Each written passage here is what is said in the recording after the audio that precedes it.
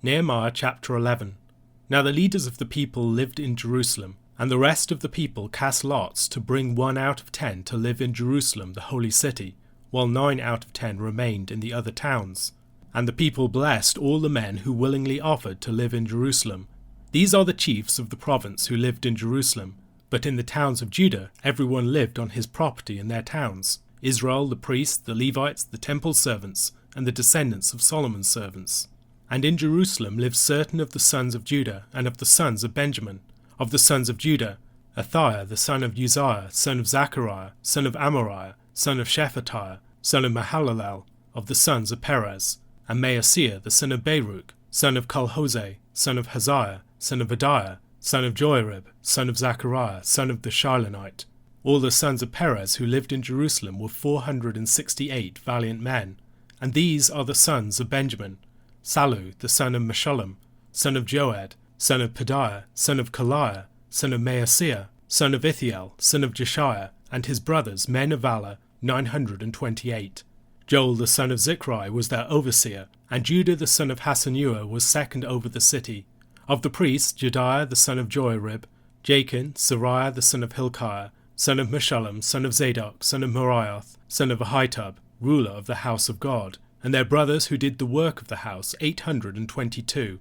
And Adiah the son of Jeroham, son of Pelaliah, son of Amzai, son of Zechariah, son of Pasha, son of Malchijah, and his brothers, heads of fathers' houses, 242. And Amashai, the son of Azarel, son of Azai, son of Meshillemoth, son of Immer, and their brothers, mighty men of valour, 128. Their overseer was Zabdiel, the son of Haggedalim. And of the Levites, Shemaiah the son of Hashab, son of Azrikam, son of Hashabiah, son of Bunai, and Shabbathai and Jozabad, of the chiefs of the Levites who were over the outside work of the house of God, and Mattaniah the son of Micah, son of Zabdi, son of Asaph, who was the leader of the praise, who gave thanks, and Bakbukiah the second among his brothers, and Abda the son of Shammua, son of Galal, son of Jeduthun. All the Levites in the holy city were 284. The gatekeepers, Akkub, Talmon, and their brothers, who kept watch at the gates, were 172. And the rest of Israel, and of the priests and the Levites, were in all the towns of Judah, every one in his inheritance. But the temple servants lived on Ophel, and Zehah and Gishpah were over the temple servants. The overseer of the Levites in Jerusalem was Uzzi, the son of Bani, son of Hashabiah, son of Mattaniah, son of Micah, of the sons of Asaph, the singers, over the work of the house of God. For there was a command from the king concerning them, and a fixed provision for the singers, as every day required. And Pethahiah the son of Meshezabel, of the sons of Zerah the son of Judah, was at the king's side in all matters concerning the people.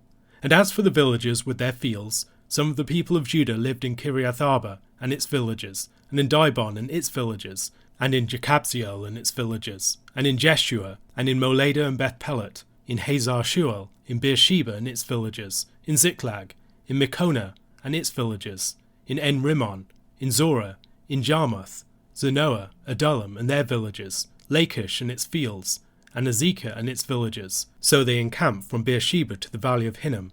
The people of Benjamin also lived from Geba onward, at Michmash, Ijah, Bethel and its villages, Anathoth, Nob, Ananiah, Hazor, Ramah, Gittaim, Hadid, Zeboim, Neballat, Lod, and Ono, the valley of craftsmen, and certain divisions of the Levites in Judah were assigned to Benjamin. In Nehemiah chapter 10, the people made a solemn oath, binding themselves to the covenant and the law of Moses, to refrain from intermarriage, to observe the Sabbath, and to offer firstfruits and tithes. Chapter 11 needs to be read in terms of this. In chapter 10, the people were to offer tithes from their ground. In chapter 11, the land offers a tithe of its people to the holy city of Jerusalem. In chapter 7, a list of the returnees according to their clans and towns was recorded. In that chapter, however, we saw the problem of Jerusalem's underpopulation and Nehemiah's concern to address it. The tithe of the wider population in chapter 11 is the solution to that problem. The practice of a tithe of the people is consistent with a broader theme of the passage and context. The principle of holiness is extended beyond merely the temple and its priests. Now the city of Jerusalem is referred to as the Holy City in verses 1 and 18, two of a very small handful of occasions in the Old Testament where we encounter this expression. The focus upon the walls of the city in the book of Nehemiah, and the possible placing of Levites and singers among its guards, might also indicate this extension of holiness to encompass the wider city, and not merely the temple and its precincts. While we can often think of buildings and towns independently of the people who inhabit them or cohabit, form neighbourhoods and assemble within them, it might help us to consider them more as the banks and channels through which the waters of community flow and the pools in which they gather. A good house is a place that is apt to be filled with life, becoming a home. A poorly designed house, by contrast, makes it more difficult for people to live together. Perhaps they are crammed together, or maybe they're too spread out and there's no point of gathering. Likewise, while a church is principally a group of people who worship God together, it is difficult for such a people to exist well without a suitable shared building within which they can assemble, and a well-designed building can help the church's life to flourish. Understanding this, the importance of the reconstruction work in Jerusalem should become more apparent. If the people were to be a single unified people, they needed a focal point for their national life, and Jerusalem and its temple provided this. When hardly anyone lived in Jerusalem and much of it was still in ruins, it was not able to perform its role in the heart of the nation.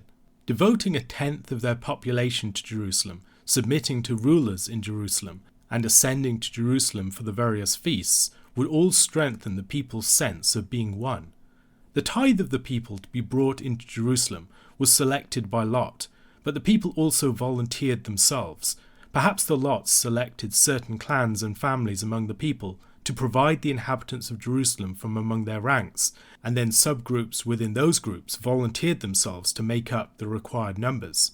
As in other places in Ezra and Nehemiah, the willing hearts of the people are emphasized. The people, the temple, the walls, and the city of Jerusalem are being re-established, and throughout the process the Lord is stirring up people to act freely and joyfully in these endeavours. The attention given to the people and their gift of themselves, their labours and their wealth in Ezra and Nehemiah also has the effect of foregrounding the people themselves, rather than those physical structures that they are reconstructing. The primary reconstruction work going on is the reconstruction of the people themselves. Their willing contributions to the various physical projects of rebuilding highlights the reality that the Lord principally dwells, not in physical buildings and locations, but in a people of committed hearts.